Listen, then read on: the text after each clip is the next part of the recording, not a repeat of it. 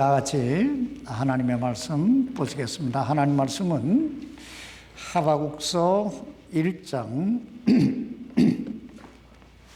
1절로 5절까지 있는 말씀이 되겠습니다. 하바국서 1장 1절로 5절까지 말씀이 되겠습니다. 제가 1절만 봉독해 드리겠습니다. 대언자 하바국이 본 엄중한 부담이라. 기도하십시다. 살아계신 아버지 하나님, 하나님께서 우리를 사랑하셔서 오늘도 하나님의 은혜의 보좌로 인도해 주시고 하나님의 생명의 말씀을 들을 수 있는 이 특권을 주시고 살아계신 하나님께 예배를 드리며 주님과 참 그 주님의 은혜를 나눌 수 있는 이 특권을 주시니 얼마나 감사한지요.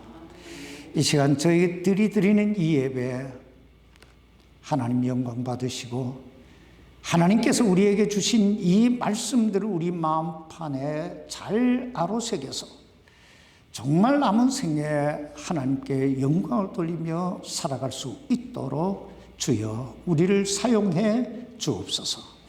오늘 이 연약하고 부족한 종을 세우셨사오니 오직 하나님 말씀만이 잘 증거될 수 있도록 도와 주옵소서. 예수님 이름으로 기도하옵나이다. 아멘. 착석해 주시기 바랍니다.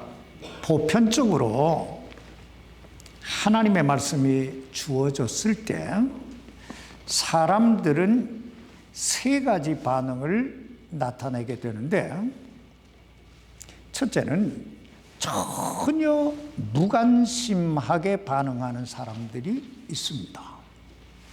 우린 이런 사람들을 가리켜서 불신자들이라고 말합니다. 하나님의 말씀이 주어졌을 때 전혀 무관심한 사람들, 이런 사람들이 불신자입니다. 둘째는 그 하나님의 말씀을 의심하거나 설마 하면서 입술로는 믿습니다, 믿습니다 하는데 실제적 삶에서는 전혀 그 말씀대로 행하지 않는 사람들이 있습니다. 우린 이런 사람들을 가리켜 교회 안의 불신자라고 말합니다.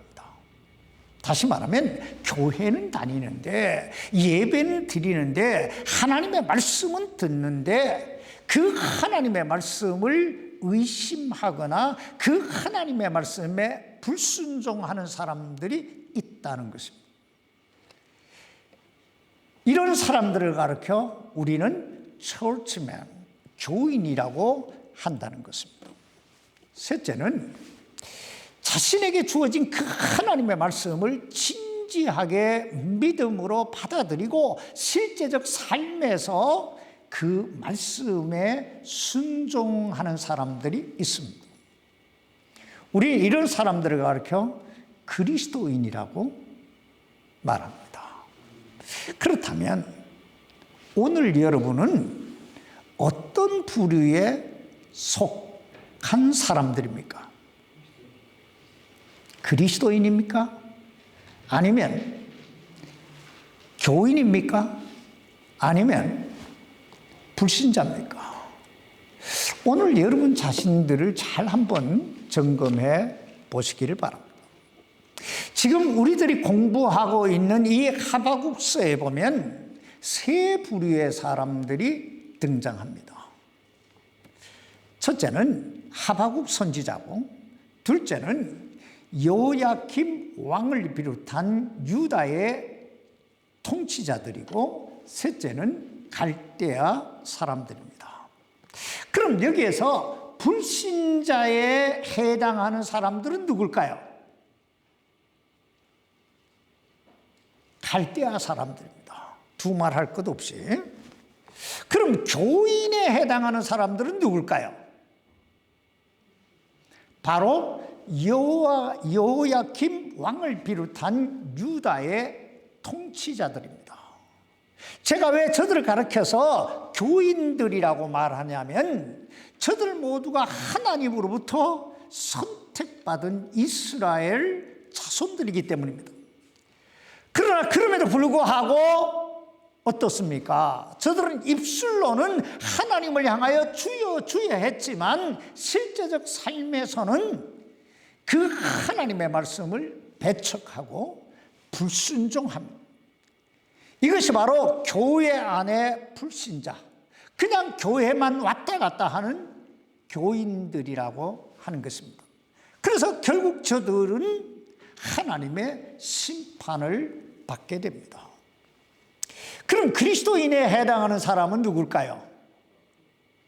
하박국 선지자지요. 그렇다면 우리는 왜 하박국 선지자를 그리스도인이라고, Man of God, 하나님의 사람이라고 부를까요?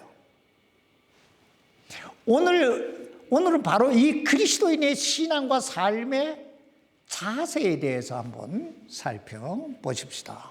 우린 지난주에 불가사의한 방법으로 역사하시는 하나님에 대해 살펴봤습니다. 여러분, 하박국서에 나타나고 있는 하나님의 불가사의한 방법이 무엇입니까? 첫째는 우리 생각에는 이럴 때는 또 이때쯤이면 하나님께서 무엇인가 역사하실 것 같은데, 무엇인가 역사해 주셔야 할 것 같은데 이상하게 하나님은 침묵만 하시고 계실 때가 있으시다는 것입니다. 둘째는 하나님은 때때로 우리의 기도에 대해 우리가 전혀 예상하지 못했던, 그리고 전혀 기대하지 않았던 방법으로 우리의 기도에 응답하실 때가 있으시다는 것입니다. 셋째는 하나님은 때때로 우리가 전혀 예상하지 못했던 이상한 방법, 이상한 도구를 통해서 우리의 삶을 이끌어 가실 때가 있으시다는 것입니다. 사실 우리가 그리스도인의 삶, 즉 믿음의 삶을 살아가는 데 있어 가장 힘들고 그리고 가장 시험에 들기 쉬운 때가 바로 이런 때입니다. 하나님께서 나의 여기에 부르짖는 기도에 대해 침묵하실 때, 하나님께서 나의 기도에 대해 전혀 나의 기대와는 나의 예상과는 전혀 다른 방법으로 응답하실 때, 그리고 하나님께서 나의 기대와 바람과는 전혀 다른, 내가 도저히 납득하고 받아들이기 어려운 그런 상황으로 우리의 삶을 이끌어 가실 때, 이럴 때 여러분은 어떤 생각을 하시게 됩니까? 하박국서는 이렇게 시작됩니다. 대언자 하박국이 본 엄중한 부담이라. 이 말씀에 비추어올 때 우리는 그 당시 하박국 선지자가 무엇인가 큰 엄청난 부담감을 가지고 있었다는 사실을 엿볼 수 있습니다. 그렇다면 그 당시 하박국 선지자는 그 마음속에 어떤 부담감을 가지고 있었을까요? 오늘 본문 하박국서 1장 3절로 4절까지 말씀을 보시기 바랍니다. 어찌하여 주께서 내게 불법을 보이시며 나로 하여금 학대를 보게 하시나이까? 노략과 폭력이 내 앞에 있사오니 곧 불화와 다툼을 일으키는 것이 있나이다. 그러므로 율법이 해이해지고 판단의 공의가 전혀 앞으로 나가지 못하나니 사악한 자가 의로운 자를 에워싸므로 부당한 판단이 나아가나이다. 이 말씀은 하박국 선지자가 살고 있던 그 시대, 그 유다라고 하는 그 나라의 상황이 그러했다는 것입니다. 여러분, 여기 이 하박국서 1장 3절로 4절에서 이 단어는 죄에 해당한다, 죄에 해당하는 단어다라고 하는 생각이 드는 단어에 한번 줄을 쳐보세요. 어떤 단어가 나옵니까? 첫째는 불법이라고 하는 단어가 나오지요. 여러분, 불법이 무엇입니까? 불법이란 법을 제대로 지키지 않았다는 말이에요. 둘째는 뭐가 나와요? 학대라는 말이 나오죠. 이 학대라고 하는 말은 힘있고 권력 있는 사람이 힘없고 연약한 자들을 멸시하고 가혹하게 대했다 하는 뜻이에요. 세 번째는 노략이라는 단어가 나옵니다. 노략. 힘있고 권력 있는 사람이 힘없고 연약한 자들을 착취했다? 착취했다는 거예요. 그 다음에 폭력이 나오지요. 이 폭력이라고 하는 말은 파괴라는 말입니다. 그 당시 개인이나 가정이나 사회가 힘있고 권력 있는 자들에 의해 파괴당하고 있었다. 그 다음에 다섯 번째는 불화가 나와요. 불화. 여러분, 보편적으로 불화는 언제 일어나게 됩니까? 불화는 개인적 이기주의에 사로잡힐 때 불화가 일어나요. 즉 자기 욕심에 사로잡힐 때 다툼이 일어난다는 거예요. 불화가 일어난다는 거예요. 그 다음에 다툼이 나오죠. 이 다투면 뭐가 없어질까요? 사람이 다투게 되면 뭐가 없어져요? 마음의 기쁨이 없어지고 가정의 평화가 없어지잖아요. 사회가 평화롭지 못하다 이 말이에요. 그 다음에 일곱 번째 나오는 단어가 율법이 해이해지고 이랬어요. 율법이 해이해졌다 하는 말은 사람들이 하나님의 말씀의 권위에 도전하기 시작했다. 다시 말하면 하나님의 말씀에 불순종했다는 말이에요. 하나님 말씀에 불순종하니까 그 다음에 따라오는 게 판단의 공의가 전혀 앞으로 나가지 못하나니, 이 말씀은 사람들이 어떤 사람들의 그 삶의 기준, 도덕적 기준이 무너지기 시작했다는 거예요.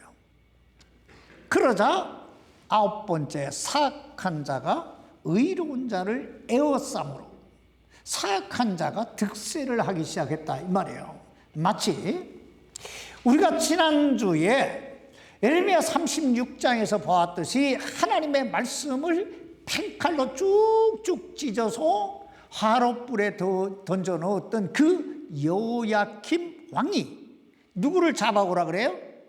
그 하나님의 말씀을 기록한 예레미야를 잡아오라 그러잖아요. 이렇듯 사악한 자가 의로운 자를 에워싸고, 열 번째는 부당한 판단이 나아가나니, 그럴 수밖에 없잖아요. 사악한 자들이 득세를 하니까, 권력을 잡으니까 어떻게 올바른 판단이 나올 수 있겠어요? 하박국 선지자가 바로 이런 자기 민족의 죄악상을 바라보면서 엄청난 부담감을 가지고 있었다는 것입니다. 왜냐하면 하박국 선지자는 하나님을 경외해야 될, 여기에 거룩하게 살아야 할 하나님의 백성이 계속 이런 범죄 속에, 죄악 속에 살게 되면 결국 어떻게 될 것인가를 잘 알고 있었기 때문입니다. 여러분, 거룩하게 살아야 될, 하나님의 영광을 위해 살아야 될 하나님의 백성들이 이렇듯 죄악 속에 살게 되면 결국 어떻게 될까요? 하나님의 징계가 임하겠죠. 그러므로 하박국 선지자는 이런 엄청난 부담감을 가지고 하나님 앞에 나가 부르짖어 기도하기 시작합니다. 사실 이것이 그리스도인의 삶의 본질적이고 기본적인 자세입니다. 이게 그리스도인의 삶이에요. 다시 말하면 자기 자신과 자신의 가정과 자신의 주변 사람들을 돌아보고 그 영혼들을 위해 하나님 앞에 나가 부르짖어 기도할 줄 아는 사람들, 이게 그리스도인이라는 거예요. 그런데 오늘 본문 2절 말씀에 보면 하나님은 그런 하박국 선지자의 그 간절한 부르짖음에 대해 계속 침묵만 하셨던 것 같습니다. 그래서 하박국 선지자가 하나님 앞에 나가서 첫 번째 질문을 드립니다.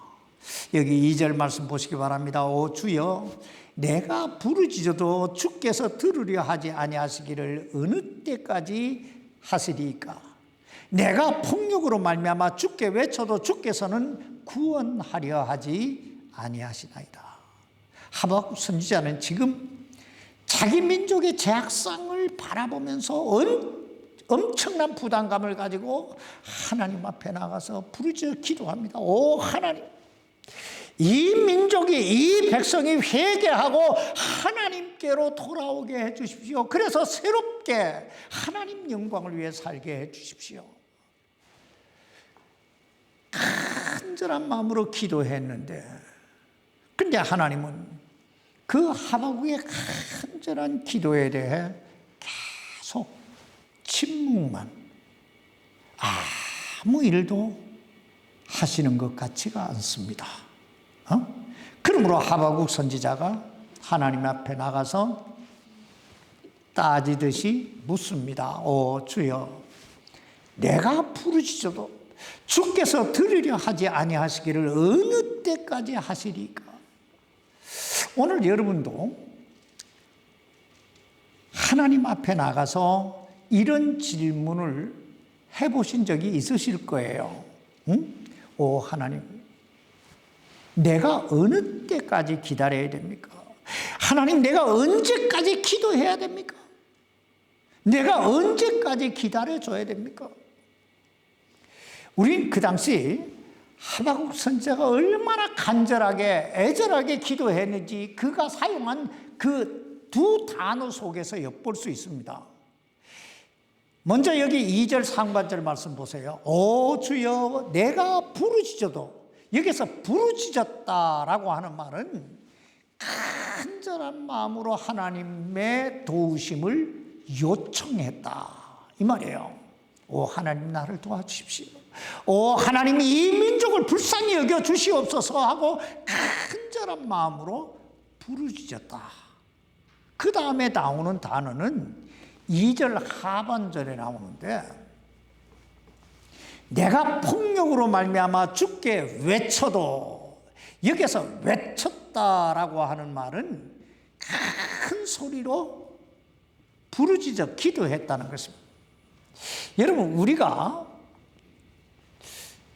보통 언제 큰 소리로 하나님 앞에 기도하게 됩니까? 언제 이런 기도를 드리게 됩니까? 다급하고 간절할 때, 절실할 때. 사실 그때는요, 다급해지면요, 세상 말로 눈에 뵈는 게 없어요. 차면도 뭐 아무것도 없는 거예요. 그냥 아스팔트에서도 무릎을 꿇게 되고요.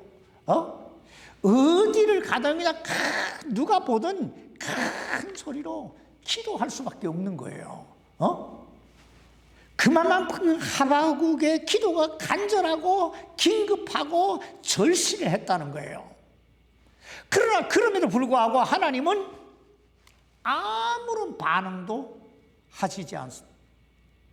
그냥 침묵만 흐르고 있는 거예요. 오늘 여러분들 이런 경험해 보셨습니까? 나는 정말 간절한데, 난 정말 다급해 죽겠는데, 하나님은 전혀, 환경은 전혀 움직이지 않고 상황은 전혀 좋아지지 않고, 그렇다면 그때 여러분은 어떻게 하셨습니까? 기도하기를 포기하셨습니까? 아니면 정말 하나님이 살아계시는 걸까 하고 하나님을 의심하셨습니까? 아니면 하나님을 원망하셨습니까? 이제 오늘 이 하박국 선지자는 어떻게 반응했는가 한번 보십시다. 하박국 선지자는 자신의 부르짖음에 대해 하나님께서 계속 침묵만 하시자 재차 하나님 앞에 나가서 두 번째 질문을 드립니다. 그것이 오늘 본문 하박국서 1장 3절로 4절 말씀이에요.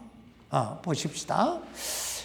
어찌하여 주께서 내게 불법을 보이시며 나로 하여금 학대를 보게 하시나이까? 노략과 폭력이 내 앞에 있사오니 곧 불화와 다툼을 일으키는 것이 있나이다. 그러므로 율법이 해해지고 판단의 공의가 전혀 앞으로 나가지 못하나니 사악한 자가 의로운 자를 에워싸므로 부당한 판단이 나아가나이다. 여러분, 지금 하박국 선지자가 하나님께 드린 두 번째 질문이 뭐예요? 어찌하여? 라는 질문이에요. 어찌하여? 하나님 어찌하여 그냥 보시고만 계십니까? 우리가 조금 전에 살펴봤듯이 그 당시 유대는 불법이 성행하고 폭력과 학대와 불화와 다툼이 난무하고 하나님의 말씀이 없으므로 판단의 공의가 사라지고 사악한 자가 판을 치는 그런 세상이었습니다. 그러나 그럼에도 불구하고 하박국 선지자가 볼 때 하나님은 아무런 일도 안 하시는 것 같은 거예요. 그냥 보시고만 계시는 것 같은 거예요. 그러므로 하박국 선지자가 하나님 앞에 나가서 하나님께 따지듯이 묻습니다. 하나님, 어찌하여 그냥 보시고만 계십니까? 이 말은요, 한마디로 하나님 무엇인가 뭔가 조치를 내리셔야 되는 거 아닙니까? 이런 말이에요. 오늘 여러분도 하나님 앞에 나가서 이런 질문을 해보신 적이 있으세요? 하나님, 어찌하여 내 삶에 이런 일이 일어나게 하십니까? 하나님, 어찌하여 내 기도를 들어주시지 않습니까? 하나님, 어찌하여 저런 사람을, 이런 환경을, 이런 상황을, 사실 우리를 가장 힘들게 하는 부분이 바로 이런 부분인지도 몰라요. 내가 아무리 부르짖어도, 내가 아무리 기도해도, 내가 아무리 노력하고, 내가 아무리 발부둥 쳐도 하나님은 그냥 뒷짐만 지고 계시는 것 같을 때, 아니 전혀 나와는 상관이 없으신 분 같을 때, 그런데 우리들이 늘 우리 마음속에 새겨둬야 할 것이 있는데, 우리의 기도에 대해 또 우리의 삶에 대해 하나님은 전혀 무관심하시거나 그냥 침묵만 계시는, 여기 침묵만 하고 계시는 것이 아니라 그때라도 우리를 위해 뭔가를 가장 좋은 것을 주시기 위해 계속 역사하시고 계시다는 거예요. 여러분, 성경을 잘 보세요. 우리 하나님은 침묵 중에라도, 우리가 못 보고 못 듣고 못 느끼는 중에라도 역사하시고, 잠잠하고 고요한 중에라도 우리에게 가장 좋은 걸 주시기 위해서, 가장 합당한 것을 주시기 위해서 늘 예비하고 계신다고 하는 사실입니다. 저는요, 이 말씀을 준비하면서 하박국 선지자는 우리와 똑같은 사람이잖아요. 그러니까 하나님을 이해할 수가 없는 거예요. 우리도 때때로 하나님 이해할 수 없잖아요. 하나님이 계속 침묵만 하시는 거예요. 저는 이 부분에서 계속 묵상하면서 오늘 아침에 교회에 오면서 왜 하나님이 이렇게 침묵만 하셨을까? 그 부분을 내가 오늘 한 가지 깨달았어요. 다른 부분도 많지만 하나만 딱 깨달았어요. 하나님의 고민이다. 우리를 향하신 하나님의 고민이다. 고민의 시간. 이 백성들을 어찌해야 될지, 그냥 우리 인간의 성질 같아, 세상 말로 우리 성질 같아서는 당장이라도 천부를 빵 내리고 싶은데, 하나님은 사랑의 하나님이시잖아요. 어찌하든지 이들을 참 바로 잡아야 되는데, 이 침묵이 하나님의 사랑의 침묵이었던 거예요. 어찌할까? 여러분, 하박국서의 중심 주제가 뭔 줄 아세요? 이 하박국서의 중심 주제는 오직 의인은 자기 믿음으로 살리라 하는 거예요. 여러분, 오직 의인은 뭘로 산다고요? 자기 믿음으로 살리라. 여기 하박국서 2장 4절 말씀 보시기 바랍니다. 보라, 위로 높여진 자의 혼은 그의 속에서 곧바르지 아니하나. 이 교만한 자는 곧바르지 않다 이 말이에요. 그리고 나서 오직 의인은 자기 믿음으로 살리라. 여러분, 의인은 뭘로 살아요? 자기 믿음, 남의 믿음이 아니에요. 자기 믿음이에요. 결국은 믿음이 있는 사람이 산다는 거예요. 하박국 선지자의 세 번째 질문은요, 하나님이 하시는 일이 모순이 있어 보인다 하는 거예요. 우리가 지난주에 잠깐 보았듯이 하박국 선지자의 이 두 가지 질문, 하나님 어느 때까지, 그리고 하나님 어찌하여 라고 하는 이 질문을 들으신 하나님께서 오랜 침묵 끝에 하박국 선지자에게 앞으로 일어나게 될 일에 대해 말씀하세요. 그것이 하박국서 1장 5절입니다. 너희는 이교도들 가운데서 보고 관심을 두며 놀랍도록 이상히 여기라. 내가 너희 날들에 한 일을 행하리니 누가 너희에게 그것을 말하여도 너희가 그것을 믿지 아니하리라. 이 말씀을 좀 이해하기 쉽게 해석하면요, 지금 하나님께서 하박국에게 이렇게 말씀하시고 있습니다. 앞으로 너희는 놀라운 일을 보게 될 것이다. 그러나 지금 내가 너희에게 내가 행할 그 일에 대해 말한다 할지라도 너희는 믿지 않을 것이다. 그러면서 하박국서 1장 6절로 11절 말씀에 보면 갈대아 사람들을 통해 유다를 징벌하시겠다고 말씀하십니다. 아마 여러분도 하나님께서 선지자 예레미야를 통해서 이 경고의 메시지를 그 당시 유다의 왕이었던 요야킴 왕에게 주셨던 것을 기억하실 거예요. 그 경고의 메시지를 받은 요야킴이 어떻게 합니까? 펜칼로 그 말씀을 쫙쫙 찢어가지고 활활 불타는 화로 속에 던져 넣어버려요. 그렇다면 왜 요야킴 왕은 그렇게 했을까요?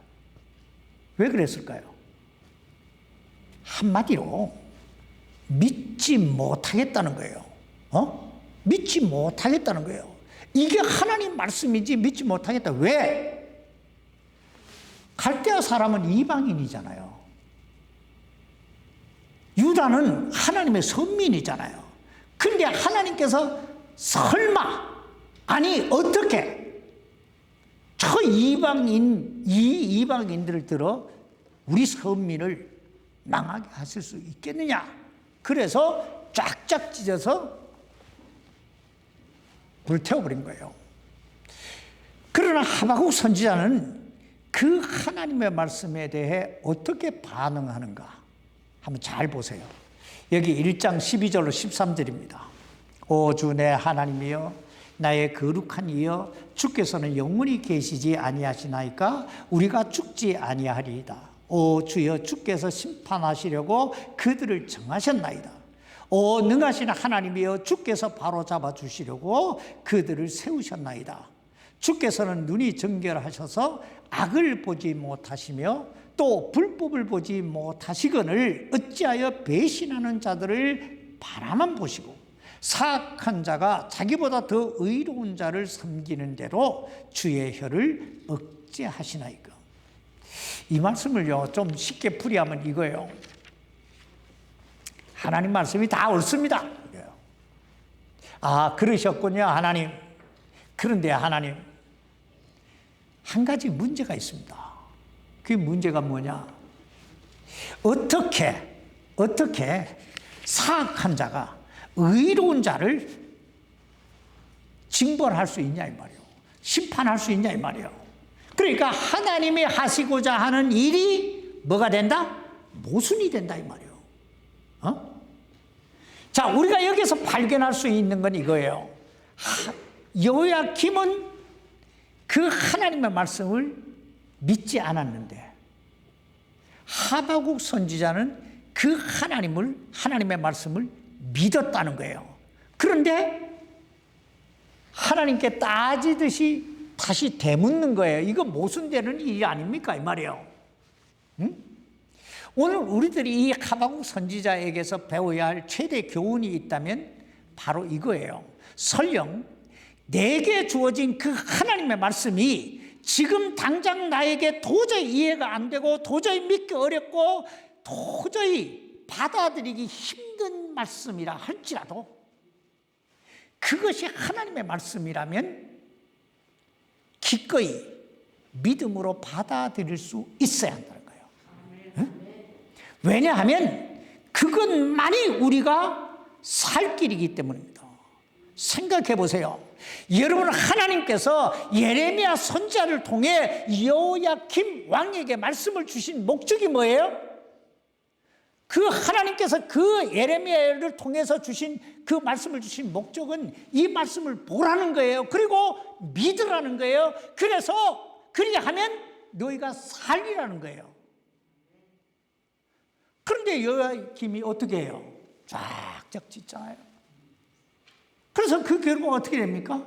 유다는 바벨론에 의해 패망되고 여호야김 왕은 쇠사슬에 끌려 바벨론으로 끌려가게 되고 그의 아들은 두 눈이 빠지는 엄청난 재앙을 겪게 돼요. 여러분, 이 얼마나 안타까운 장면입니까? 응? 그러므로 하나님께서 우리에게 무엇을 말씀하시든 그 말씀대로 되리라고 믿고 순종하시기 바랍니다. 사실 오늘 이 하박국 선지자가 하나님께 드렸던 이 세 가지 질문은요, 하나님 어느 때까지, 하나님 어찌하여, 하나님 이게 모순이 되는 거 아닙니까? 라고 하는 이 세 가지 질문요, 우리가 우리의 생애를 살아가는 동안 죽을 때까지 끊임없이 우리 속에서 일어나게 될 질문일 것입니다. 응? 하나님 왜 내 기도에 응답하지 않습니까? 하나님 왜 병들고 지친 내 인생을 돌아보지 아니하시나이까? 하나님 왜 나의 이 억울한 사정을 외면하십니까? 하나님 왜 사악한 자들이 믿음으로 살겠다고 의롭게 살겠다고 힘쓰고 애쓰는 나보다 더 형통하고 잘 삽니까? 끊임없이 우리 속에서 이런 질문들이 일어나게 될 거예요.